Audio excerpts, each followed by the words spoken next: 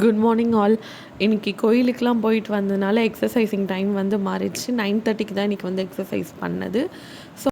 So இன்றைக்கி morning வந்து நான் ஃப்ரெஷ்அப்க்கு வந்து லெமன் எடுக்கலை.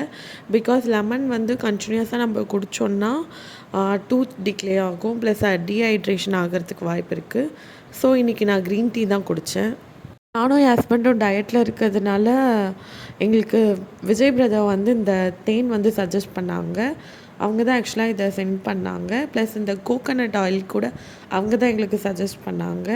ரெண்டுமே செம்ம ப்யூராக இருந்துச்சு. மார்னிங் பிரேக்ஃபாஸ்ட்டுக்கு வந்து இன்றைக்கி நான் கேரட் எடுத்துக்கிட்டேன். கேரட்டை வந்து இந்த மாதிரி பொரியல் பண்ணி அந்த ஒரு கப் ஃபுல்லாக நான் எடுத்துக்கிட்டேன்.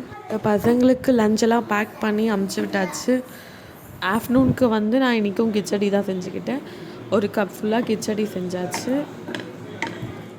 அப்புறம் ஈவினிங் 3:00 வந்து நான் எக்ஸசைஸ் பண்ண ஆரம்பித்தேன். வாக்கிங் ப்ளஸ் எக்ஸசைஸ் முடிஞ்சிருச்சு. ஆஃப்டர் தட் நைட்டு வந்து நான் ஆப்பிள் 1 எடுத்துக்கிட்டு அதுக்கப்புறமா பப்பாயா கொஞ்சம் எடுத்துக்கிட்டேன். ஸோ இன்றைக்கி டே கம்ப்ளீட் ஆயிடுச்சு. லாஸ்ட்டாக அந்த ஹாட் வாட்டர் குடிச்சிட்டு வச்சாச்சு. ஸோ தேங்க்ஸ் ஃபார் வாட்சிங். பாய் பாய்.